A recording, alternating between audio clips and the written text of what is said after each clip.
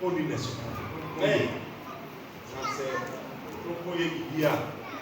here, say, I'm profitable. Na titu ebra nyame aboye a yebi odan ya no yi nyame be ku ye ma kronkron ye bi di hene wa ha na ye be share na kronkron again na some people time and say repositioning the local church in holiness for maximum impact. Repositioning the local church in holiness for maximum impact. Say ye share asafo ne thing. Ewo kronkron yi na enya esunsanso esie na ame kese pa amen afi no se de nyina ye no repositioning say ye share asafo ne de eno ne ade a ye na enyema bibiri wo ha de kase ye de asore no essence su bia na ye share asafo no de wo no ne ma hu bibiri a penfo de amaya ye tumi aka enwa se Baako a ɛnɛ ne ntwe aba a ɛhyɛ dan teams na nasa to take topics a wɔde aba yɛn no ɛyɛ holiness yɛbɛn no paa ɛyɛ the fear of God sɛ yɛbɛsuro nyame na yɛbɛgyina nante sɛ agyinifo ɛma de yɛm sɛ ɛba repositioning a kronkron yɛ ahonia hallelujah san sɛ ɛnɛ yi mu no yɛmu sɛ wɔ akrisofo mu no kronkron yɛ ɛyɛ bibi a ɔfɔ paa ɛnu bebree yɛfa nneɛma bi tra saa nanso no nyame a yɛso no ɛnkyɛ bɛkenkan ebimu sɛ saa nyame no ɔyɛ kronkron hallelujah sɛ saa nyame no ɔyɛ dɛn ɔyɛ kronkron nti ɛsan sɛ nyame yɛ kronkron nti nyame hwɛ kwan sɛ yɛn a yɛso a yɛdi n'akyi saa kronkron yɛ ɔbɛhu wɔ yɛn ɛno nso na ɛbɛbie kwan ma nyame abɛn yɛn na yɛbɛtumi ahyɛ nyame anuonyam na ɛbɔ mpaeɛ sɛ onyame bɛboa yɛn na yɛbɛtumi asom no na yɛayɛ ne kɛseɛ hallelujah ɛhu sɛ wɔkyɛ kɔpɛ ne kɔsomo ne nsɔre ahodoɔ bebree mu no ɛba sɛ nyame boa yɛn nya akra a yɛbɔ mmɔden sɛ yɛbɛsi da nanso ɛdan no a yɛsi no ɛnyɛ sɛ ɛdan a na yɛpɛ sɛ yɛsi nti ɛna yɛsi na mmom ɛdan a yɛsi na wɔbotae ɛdan a yɛsi no ɛwɔ botae na mu botae baako a yɛpɛ sɛ yɛhyɛ no so no sɛ yɛsi dan a ɛyɛ bea a yɛsi sɛ yɛbɛtumi asom nyame wɔ mu nyame a ɔyɛ kronkron no yɛbɛtumi akoto na yɛahyɛ ne deɛ anuonyam hallelujah ɛno nti ɛyɛ bea a yɛbɛsom nyame yɛakontom nyame na yɛahyɛ nyame anuonyam na sɛ nyame no ɔyɛ nyame a ɔyɛ kronkron he is a holy God ka amen kɛse paa ɛyɛ a yɛyɛ nyame ma no sɛ nyame a yɛbɛ n'anim no ɛyɛ nyame a ɔyɛ kronkron yi a na ɛwɔ sɛ kronkron yɛ ɛyɛ biribi a ɛbɛnyina yɛ paa ɛbɛtumi asom nyame ɛwɔ mu wɔ saa kwan so na sɛ nyame a yɛsom no no sɛdeɛ yɛka no ɔwɔ yɛn ntam deɛ a ɛna na bea a nyame wɔ no ɛhɔ so yɛ kronkron wɔtɔ ɔde m'akyi yɛbɛsom nyame a ɔyɛ kronkron ɛno ne adeɛ a ɛsi ani so ɛna baabi nyame wɔ a yɛsom no a yɛsɔre no ɛsiane sɛ nyame wɔ hɔ nti ɛhɔ yɛ kronkron nti ɛna a yɛwɔ ha yi a yɛbɔ nyame di wɔ ha ɛwɔ sɛ yɛnya wo yɛtirim sɛ we are before God who is holy and his presence is also holy yɛwɔ nyame a ɔyɛ kronkron ni na ɛsiane sɛ nyame wɔ ha nti ɔyɛ kronkron ɛno nti same ba ha ɔsama adwene no makoma mu nya ɛwɔ wo tirim sɛ bia a mekɔ ɛyɛ bia a ɛyɛ kronkron ɛnɛ mepɛ sɛ yɛde wura yɛ adwene sɛ ɛberɛ a yɛntu ofie yi ahyɛ nyame nsɛ yi onyame nom yɛ ma yɛhu sɛ ha yɛ bia a nyame a ɔyɛ kronkron no ɔte na sɛ nyame a ɔyɛ kronkron no ɛte adeɛ a ɛnɛ na saa bea yi a ɛyɛ kronkron no yɛn a yɛbɛ mu no ɛwɔ sɛ yɛma kronkron yɛ ɛyɛ biribi a ɛbɛhia yɛn hallelujah kronkron yɛ me fɛ kronkron yɛ me fɛ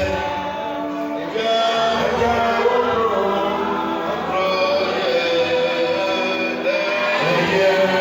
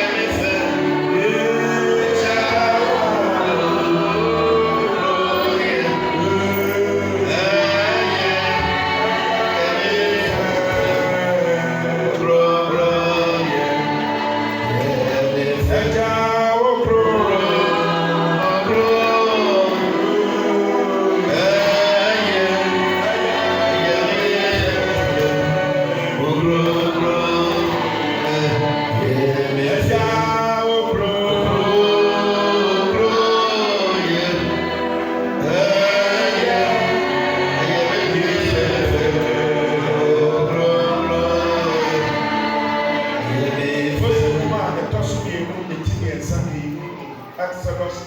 chapter 3 verse 15. Referee say, do not come any closer, God said. Take off your sandals, for the place where you are standing is holy ground.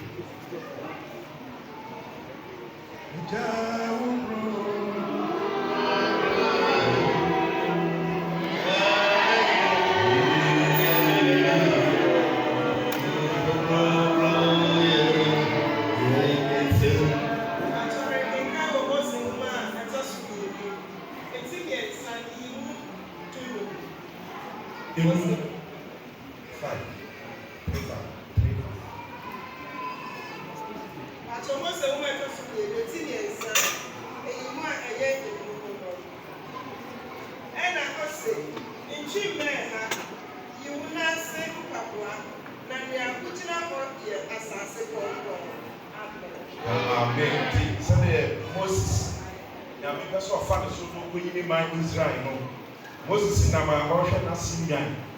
ɛne ne mpɔnkye no na ɛka ɔkɔpie baabi ba mo sɛ ebi wa ebia no egya ɛdɛrɛ no so na ɔtwi ne ho sɛ ɔbɛbɛn hɔ akɔhwɛ bia no ɛna ɔne nyame bɔ ebi na ɛnum na nyame ɛka kyerɛ ne sɛ mɛntwe ma ha esan sɛ wɔn ase mpaboa na esan sɛ baabi a wogyina no ɛyɛ asase na amen ɛyɛ dua ɛna ne esi hɔ. ɛna nyame nam ogya so ɛbɛhyɛ wie na ɛsɛn nyame a ɔwɔ hɔ nti Bible na ɛte asɛ sɛ nyame ka kyerɛ Moses sɛ aha wei no ɛyɛ asase no ka amen na ɛka sɛ ebi wura yɛ bi mu kɛse sɛ baabi a nyame bɔ biara ɛhɔ yɛ nipa wɔ dua ase nyame yɛ hɔ ɛti sɛ obi ni asɔre da na saa nipa no baabi a ɔso no ɛyɛ dua bi a esi wɔn na wɔso wɔ ase o sɛ yɛ apata bi na wabɔ ɛna ɔhyɛ mu so wɔ esan sɛ ɛhɔ yɛ baabi a nyame wɔ nti no yɛpɛ sɛ yɛte aseɛ sɛ ɛhɔ ɛyɛ asase kɔnkɔn ɛna mebɔ mpaeɛ wɔ Yesu ne mu sɛ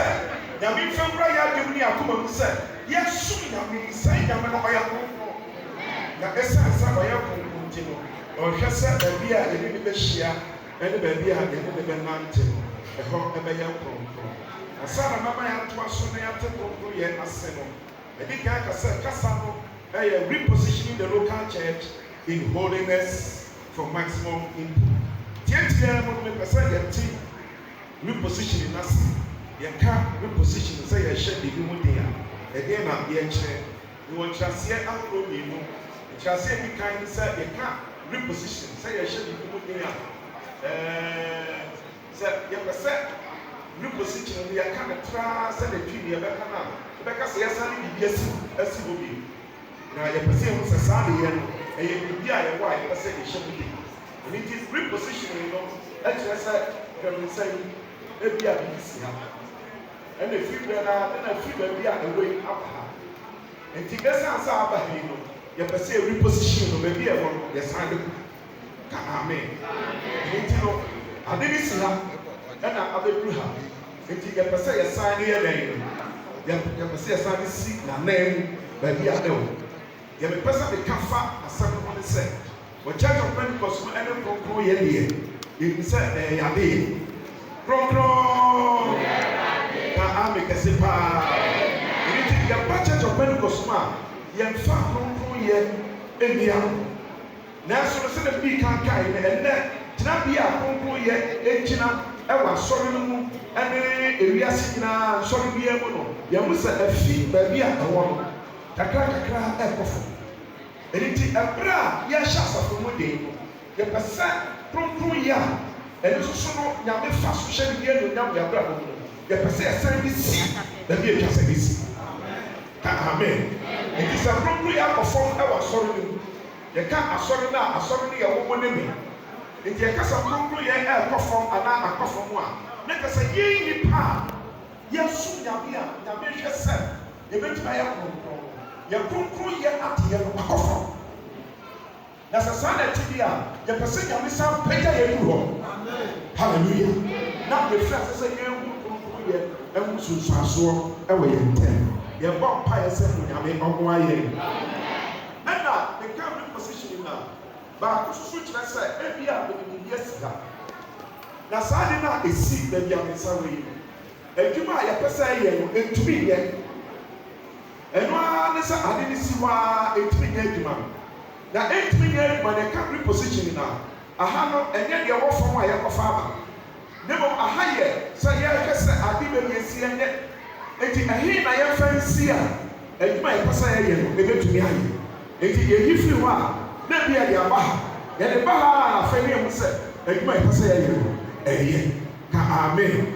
eti repositioning sɛ yɛsa de biribi asi na nan mu no yɛbi kan yɛkaeɛ no ɛyɛ biribi a ɛwɔ ha a ɛyɛ adwuma nanso ɛte kɔ fam afei yɛpɛ sɛ yɛsan de kɔ bio ɛna biribi so wɔ ha a saa de no aha yɛsi ne ɛnyɛ hwee afei yɛpɛ sɛ yɛde kɔ baabi a wɔbɛba mfa soɔ hallelujah eti saa na wɔnto mmienu ne nyinaa no ɛyɛ reposition anaasɛ biribi a yɛhyɛ mu de na botaeɛ a ɛwɔ nneɛma a yɛhyɛ mu de ne nyinaa ne sɛ yɛhwɛ sɛ ade a yɛhyɛ mu de no ɛbɛtumi ayɛ ade a ɛtwa sɛ ɛyɛ ka amen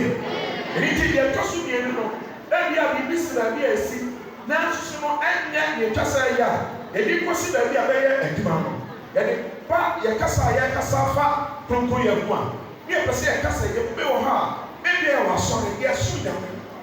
nanso sɛdeɛ ɛtwa sɛ kronkron yɛyɛ ɛmu adwuma no ɛnya mmɛn yɛn mpo ɛna ɛfiaseɛ sɛ yɛtu ano ɛne nti no yɛpɛ sɛ yɛboa yɛn ho ne yɛboa asɔre na afei kɔgyina baabi foforɔ a ɛhɔ no kronkron yɛ bɛfiaseɛ sɛ ɛyɛ yɛn mu adwuma ka amen eti ɛna anɔpa yi no sɛdeɛ mɛdi kan aka no ofie yi a yɛpɛ sɛ yɛtu hyɛ nyame nsa no yɛnte aseɛ sɛ aha yɛ nyame fie ɛyɛ baabi a yɛbɛso nyame yɛbɛsɔre nyame na sɛ nyame a yɛbɛso no no a yɛbɛsɔre no no sɛ nyame no ɔyɛ kronkron na ɛsiane sɛ ɔyɛ kronkron nti ama aha ayɛ kronkron na ɛsiane sɛ aha yɛ kronkron nti no sɛdeɛ nyame ɛne Moses kasa ɔse tɔbɔ sɛdeɛ wɔba no twɛn ansa na kyɛ sɛ nneɛma bi wɔ hɔ a ɛwɔ sɛ nyame tumi yɛ Moses ho adwuma bi na afei ama Moses atumi abɛn nyame sɛdeɛ ɛtwa sɛ ɔbɛn nti akenkan Moses ne Nyankopɔn ntam asɛm a ɛduru baabi koraa no nyame de Moses duru baabi a nyame pɛ sɛ ɔhu no nti Moses firi bepɔ no so ɛbaeɛ no Israelfo no atumi ahwɛ n'anim ɛsiane sɛ wahu nyame na kyɛ sɛ biribi asi anyɛ ɛmma ha na afei ne nyame sɛ bra ana nti biribi wɔ hɔ a nyame pɛ sɛ ɔyɛ wɔ ho a wayɛ na saa de na nyame yɛe ɛwieɛ no ɛma ne gyina mpɛmpɛnsoɔ a nyame pɛ sɛ ɔgyina nti no afei ɔtumi kɔ nyame nkyɛn ɛna yɛbɔ mpaeɛ sɛ nyame mmoa yɛ ɛberɛ a yɛte aseɛ sɛ kronkron yɛ ahonni a yɛ nti no yɛn Kristo so mu sɛ ɛpɛ sɛ yɛtumi bɛn nyame yɛpɛ sɛ nyame ne ɔdom bi ntumi yɛ ɛna na yɛsɛ ɔtwade apɔnsa ɔho yɛ mmɔbɔ na yɛnyɛ nnipa a yɛmu bɛtumi ada hɔ ɛde ama nyame ma de nyame pɛ sɛ ɔyɛ wɔ yɛn mu nyinaa no wayɛ ɛde ahyɛ ne din nkɔnkɔn nyinaa ka ame kɛse paa ɛka reposition a chairman ɔman ahorow a ɔma yɛate saa reposition na sɛ ɛberɛ nti no yɛntumi nka ne nyinaa na mmom baako a nansa yi a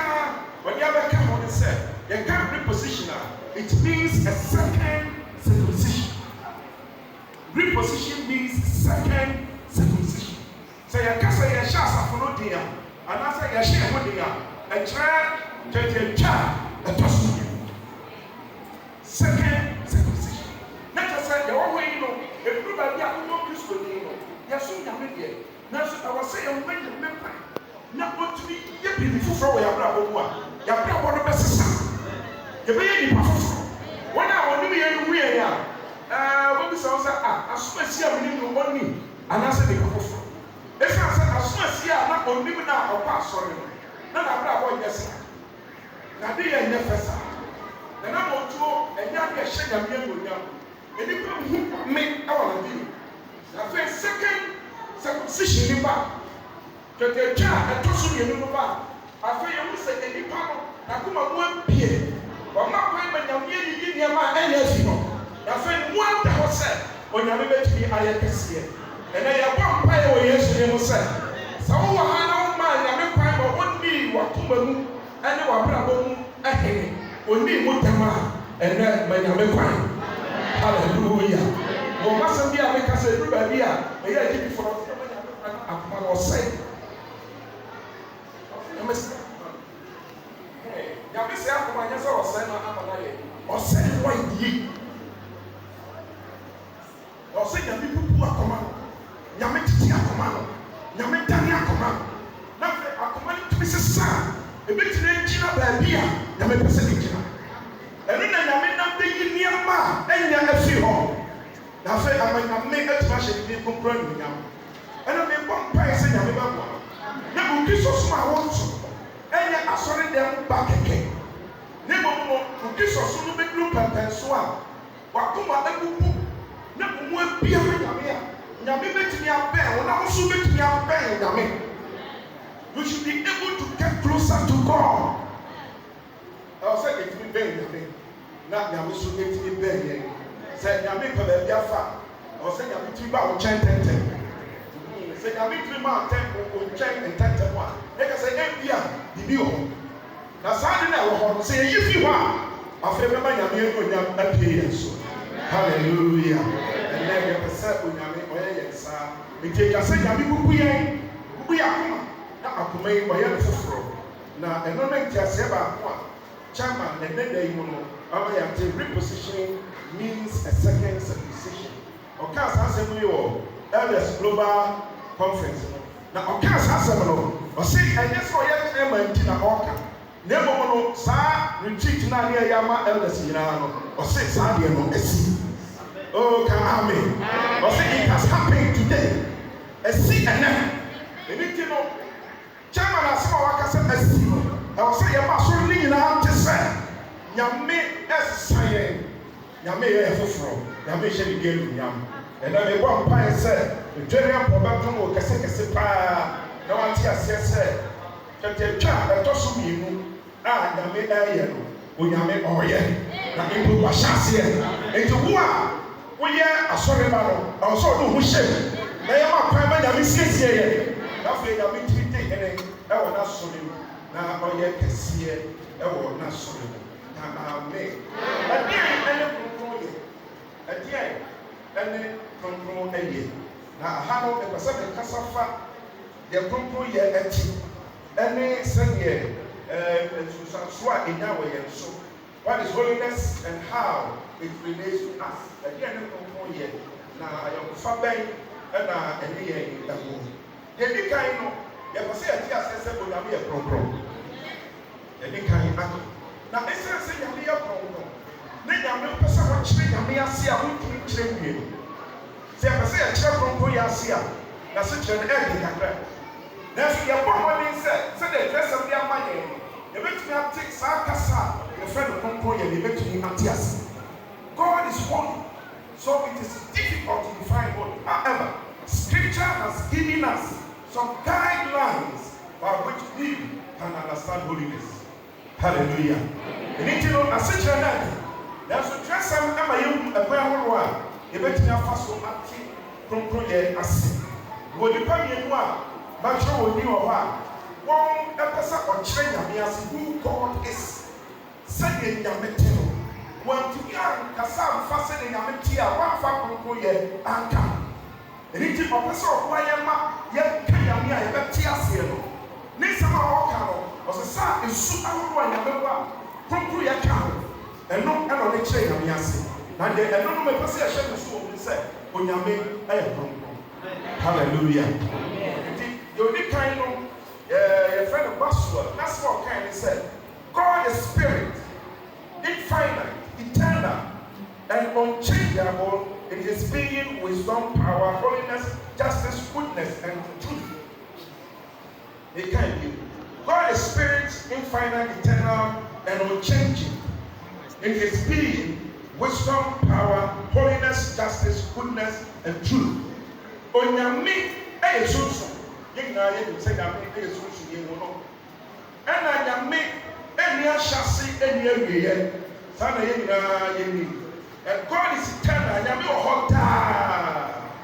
Ena otwa so akasa onsesa. Na wo ni su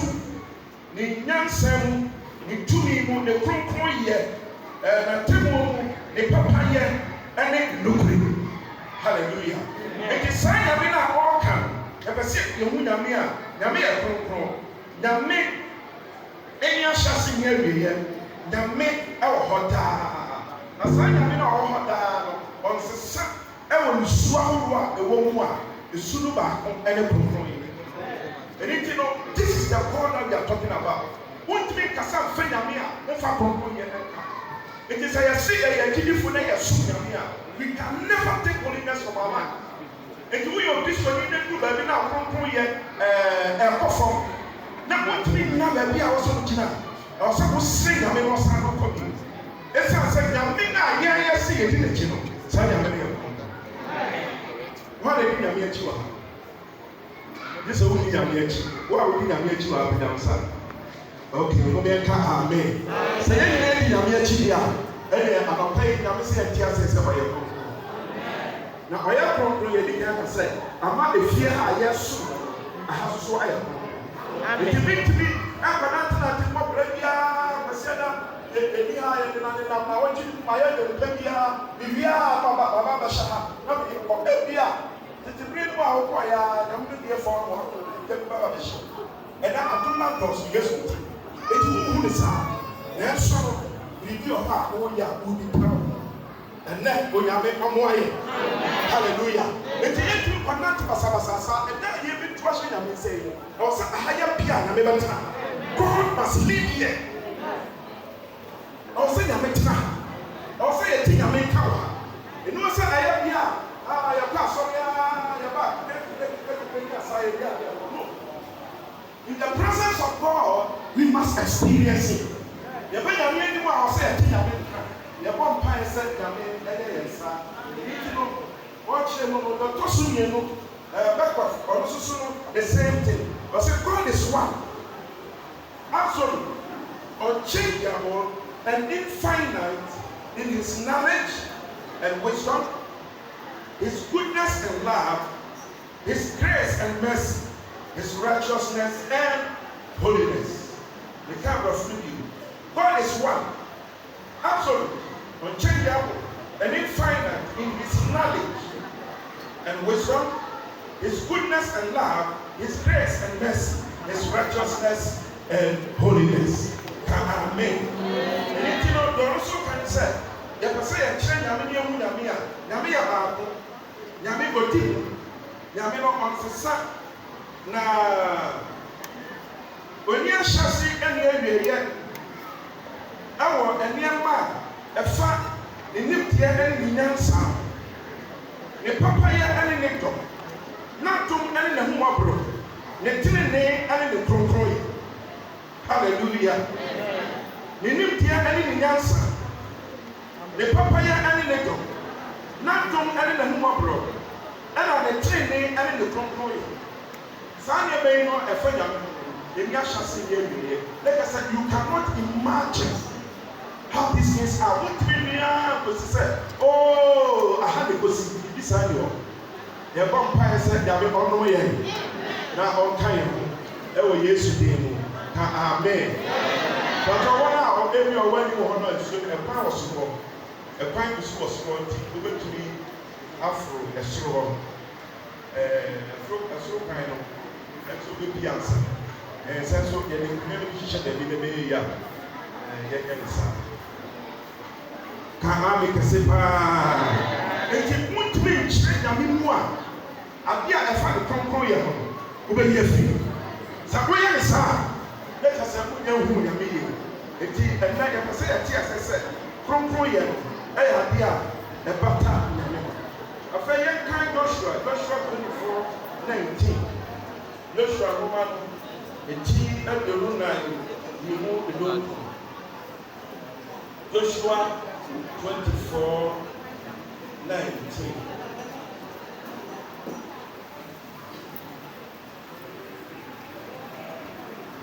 So Joshua said to the people, you are not able to serve the Lord. He is a holy God. He is a jealous God.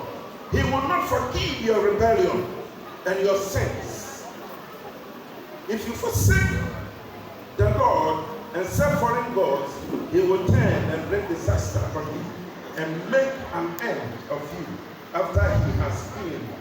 good to you. 19 and 20.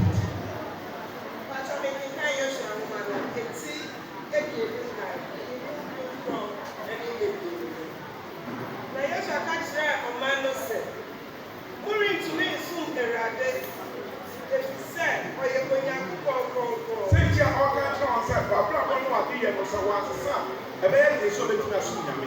ɛsan sɛ nyame yɛ deɛ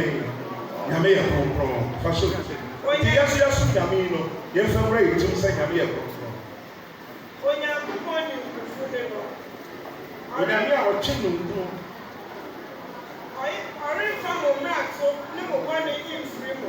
nti sɛ woyɛ bɔne anaa wofom nyame mmara nyame sɛ ɔnya wo saa ɔbɛtwe w'aso na kyɛ sɛ ɛsiane sɛ nyame a yɛso yɛ kronkron nti no sɛ yɛanhwɛ so ansom ne yie a nyame bɛtwe yɛaso ɛne na maka sɛ tete ne deɛ ɛyɛ yɛ a na nyame abie fam na nnipa akɔhyɛ no woyɛ yɛ a na nyame amagya bi abɛhye wo kɔ ɛnam yɛnhu no saa yesu kristo nti nanso wokɔ no a woyɛ nneɛma a ɛnyɛ no biribi wɔ hɔ a ɛkɔ so abrabɔ a wonim ɛno nti na wɔsɛ wode nyame nam a ɛwɔ sɛ ɔhwɛ yie ɛsiane sɛ wonim nea ɛkɔ so ɛne wade yɛ a woyɛ no bɛka yɛntoa so sɛ wogyaa Awurade na mokɔsom ananafo anyame a ɔbɛdan ayɛ bɔbɔne na wama mo ahye sɛ ɔyɛ wo yie kan no amen but yɛbɛhwɛ 1 Samuel chapter 6 afei sɛ wogyaa nyame akyi na apɛdi asom ahorow akyi a ɛno so no nyame wɔ asotwe a ɔde bɛma wo 1 Samuel chapter 2 verse 2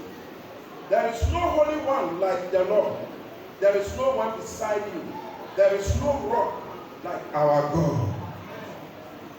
Patrɔ Samuel ma edi kan ti mmienu obiara nyɛ kronkron sɛ Awurade na obiara nni w'akyi na obiara bi nni hɔ sɛ yɛ Nyankopɔn hallelujah amen ti bɛ sɛ saa nneɛma wobɛtumi atwerɛ patrɔ de twa to ansa na watena ase ebi verse 19 yɛyɛ kan nyinaa no ama yɛhu sɛ onyame ɛyɛ kronkron Leviticus 19 verse 2 speak to the entire assembly of Israel and say to them, be holy, because I, the Lord your God, am holy.